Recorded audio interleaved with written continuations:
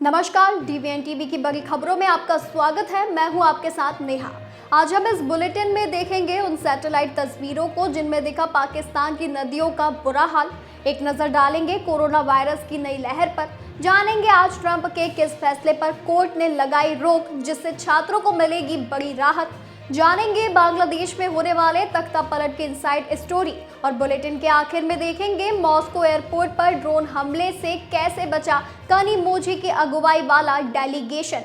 लेकिन इन सभी खबरों से पहले एक नजर आज की कुछ हेडलाइंस पर। उत्तर प्रदेश के नोएडा, गाजियाबाद, मुरादाबाद, मेरठ, बागपत सहित अनेक क्षेत्रों में आंधी तूफान से 50 लोगों की मौत। 21 जिलों में मौसम ने बरपाया कहर। ओल्ड फरीदाबाद रेलवे स्टेशन पर बड़ा हादसा। बेसमेंट की खुदाई करते वक्त मिट्टी ढहने से 2 मजदूरों की मौत। बिहार के नालंदा में होना था पिछड़ा सम्मेलन, आयोजन के लिए कांग्रेस को नहीं मिला हॉल। राहुल गांधी का दौरा टला। मध्य प्रदेश में केंद्रीय मंत्री शिवराज सिंह चौहान के गृह जिले में रास्ते पर उतरे किसान। 11 गांवों को नर्मदा लिंक प्रोजेक्ट में जोड़ने की उठ रही है मांग। पंजाब में भ्रष्टाचार के खिलाफ सीएम मान का बड़ा एक्शन, अपने ही एमएलए पर की कार्रवाई। छत्तीसगढ़ में नक्सलियों को ढेर करने वाले जवानों का तिलक लगाकर किया गया स्वागत। बस्तरिया गीत पर हुआ डांस। मध्य प्रदेश के उज्जैन में महाकाल मंदिर के पास कार्यवाही। बेगमबाग के मकानों पर चला बुलडोजर। भारी विरोध के बीच तोड़ा गया अतिक्रमण। राजस्थान में कम हो गई बीजेपी विधायकों की संख्या। कंवरलाल मीणा की सदस्यता हुई रद्द। उत्तरकाशी में गंगोत्री हाईवे पर बस पलटी, 8-10 तीर्थयात्री हुए घायल। सीएम धामी ने जताया दुख। दिल्ली के ओखला में यूपी सिंचाई विभाग की जमीन पर अवैध अतिक्रमण, प्रशासन ने दिया नोटिस। श्रीनगर में गर्मी का टूटा रिकॉर्ड। 60 सालों में 22 मई रहा सबसे गर्म दिन, पारा 34 के पार। तो वहीं दुष्कर्म केस में एजाज खान को अंतरिम जमानत नहीं। बॉम्बे हाईकोर्ट ने सुनाया फैसला। 2 जून को एक्टर को फिर होना होगा पेश। वहीं ये तो थी हेडलाइंस। अब चलिए बात कर लेते हैं बड़ी खबरों की। 22 अप्रैल को पहलगाम में हुए आतंकी हमले के बाद भारत ने 65 साल पुरानी इंडस वाटर्स ट्रीटी यानी IWT को निलंबित कर दिया था। अब 1 महीने बाद इसका पाकिस्तान पर क्या असर हुआ है, इसे समझने के लिए हमने नदी के पानी के बहाव और सैटेलाइट तस्वीरों का अध्ययन किया। पिछले 1 महीने में भारत ने चिनाब और झेलम नदियों पर अपने डैम से पानी की निकासी यानी फ्लशिंग को नियमित कर दिया है। इंडिया टुडे की एक ओपन सोर्स इंटेलिजेंस टीम ने पाया कि भारत के चिनाब और झेलम नदियों पर बने डैम में एक खास पैटर्न देखा गया है। पहले डैम को पूरी तरह से पानी से भरा जा रहा है, फिर अचानक सारा पानी निकाल दिया जाता है ताकि उसमें जमा गाद साफ हो सके। इससे डैम की पानी स्टोर करने की क्षमता बढ़ती है और बिजली बनाने वाली टरबाइनों को भी फायदा होता है। सैटेलाइट तस्वीरों और पानी के बहाव के डेटा से पता चला कि चिनाब नदी पर भारत का आखिरी डैम बगलीहार डैम और पाकिस्तान का पहला डैम मराला डैम इस बदलाव को देख रहा है। मराला डैम पर पानी का बहाव इस तरह बदला कि सैटेलाइट तस्वीरों में बगलीहार डैम पर 1 मई को फ्लशिंग दिखी। पानी के साथ गाद निकलने से नदी का रंग बदल गया। इसके बाद 10 दिन तक डैम के गेट बंद रहे। फिर 11 मई को अचानक पानी छोड़ा गया। अगले हफ्ते भी ऐसा ही हुआ। झेलम नदी पर पाकिस्तान के मंडला डैम में पानी का स्तर बहुत ज्यादा नहीं बदला, लेकिन कुछ समय के लिए पानी का बहाव बढ़ा हुआ दिखा। ये भारत के ऊपरी डैम से फ्लशिंग की वजह से हो सकता है। यूरोपियन स्पेस एजेंसी की एक सैटेलाइट तस्वीरों से भी ये पता चलता है कि झेलम की सहायक नदी पर बने किशनगंगा डैम के गेट 29 अप्रैल को पूरी तरह खुले थे। अगले हफ्ते तक सिर्फ एक गेट खुला रहा और 21 मई को ये पूरी तरह बंद किया गया।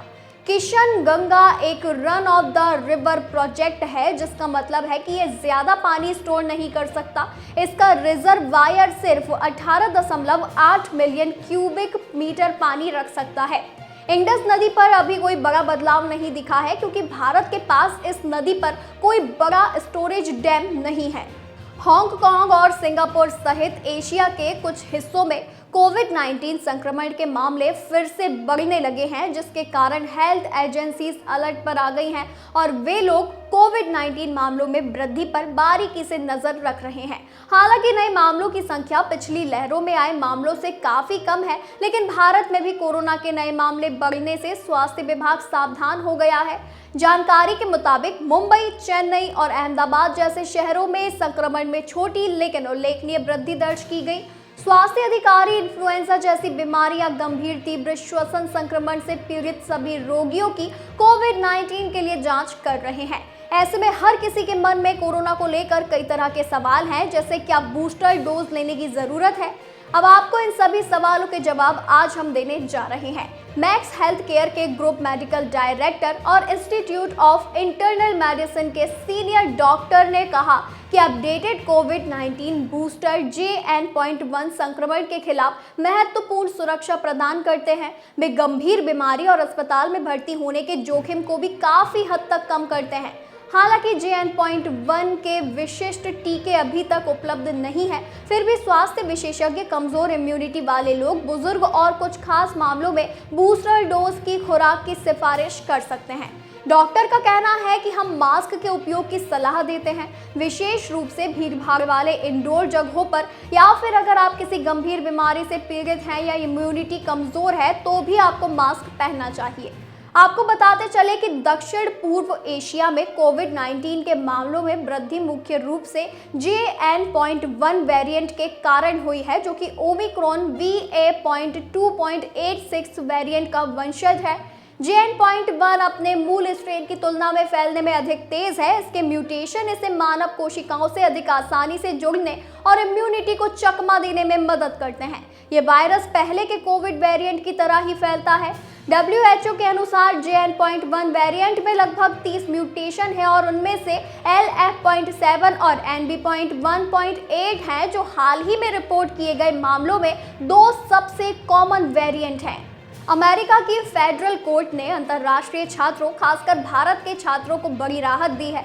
अमेरिका की एक फेडरल कोर्ट के जज ने ट्रंप प्रशासन के उस आदेश पर रोक लगा दी है जिसमें अमेरिकी विश्वविद्यालयों में नामांकित हजारों विदेशी छात्रों के वीजा रद्द करने और उन्हें निर्वासित करने के आदेश दिए गए थे। जी हां, बता दें कि 22 मई को कैलिफोर्निया के उत्तरी जिले के लिए अमेरिकी जिला न्यायालय के न्यायाधीश जेफरी वाइट की ओर से दिए गए फैसले में प्रशासन के प्रयासों की निंदा की गई और इसे विघ्नकारी और संभवतः गैरकानूनी बताया गया।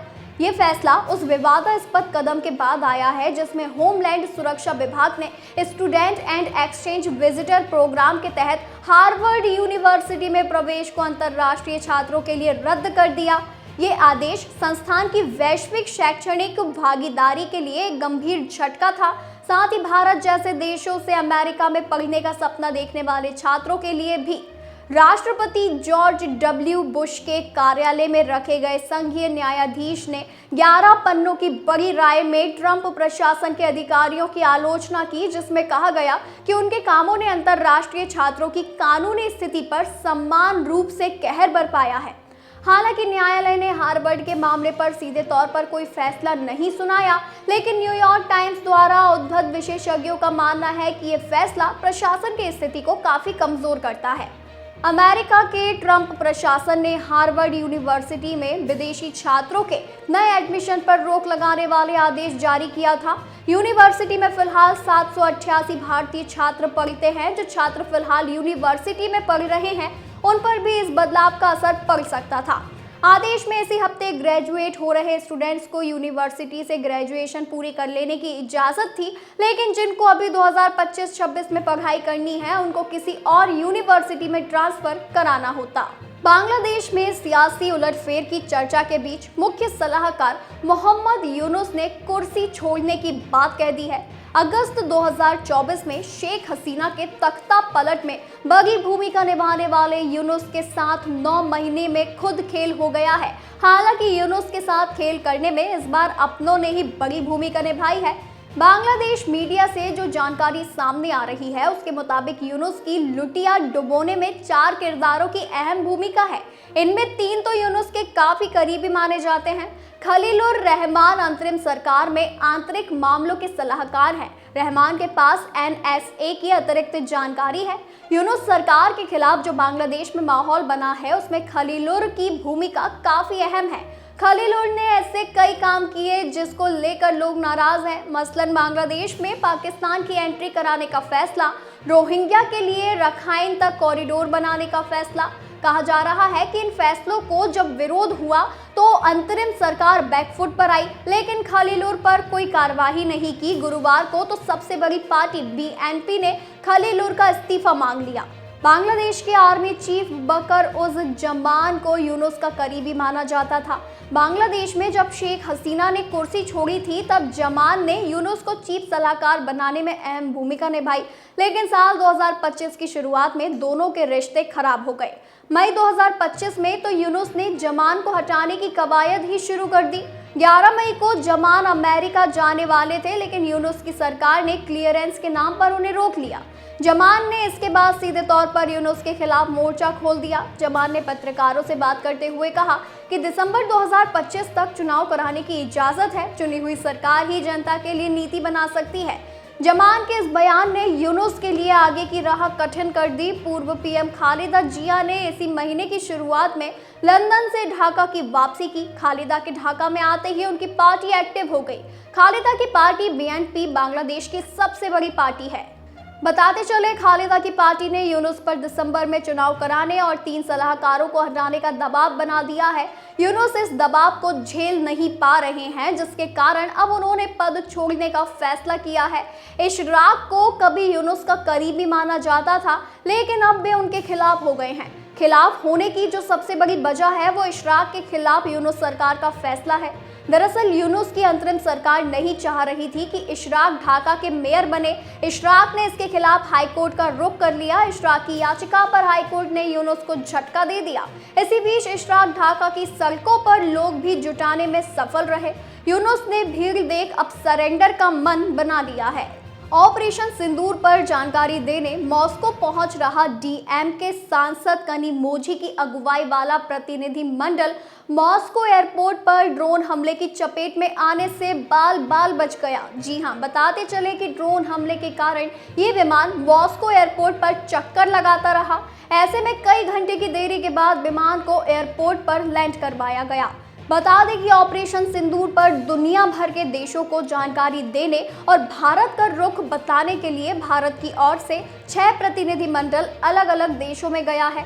ऐसे में एक DMK सांसद कनिमोझी की अगुवाई में प्रतिनिधि मंडल मॉस्को गया।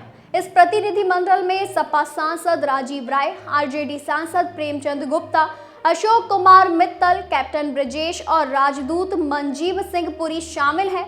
ये प्रतिनिधि मंडल 22 मई को रूस के लिए रवाना हुआ था। अब ये जानकारी सामने आई है कि कनिमोझी की अगुवाई वाले प्रतिनिधि मंडल को ले जा रहे विमान को मॉस्को एयरपोर्ट पर उतरने से पहले काफी दिक्कतें हुई है। इसकी वजह यूक्रेन की ओर से किया गया ड्रोन हमला था। यूक्रेन द्वारा किए गए ड्रोन हमले के बाद एयरपोर्ट पर अफरा तफरी मच गई। ऐसे में लैंडिंग करने जा रहे विमानों को रोका गया। आपको बताते चले कि एयरपोर्ट ने घरेलू और अंतर्राष्ट्रीय दोनों उड़ानों को कई घंटों के लिए निलंबित कर दिया है। ऐसे में सांसद कनिमोझी वाला विमान लैंड नहीं कर पाया। कई घंटों की मशक्कत के बाद विमान की सफल लैंडिंग हो पाई। इसके बाद रूस के दूतावास में स्थित भारतीय अधिकारियों ने सर्वदलीय प्रतिनिधि मंडल का स्वागत किया और उन्हें सुरक्षित तौर पर उनके होटल पहुंचाया। और आज के लिए बस इतना ही। ऐसी ही जानकारी के लिए बने रहिए DBN TV न्यूज के साथ।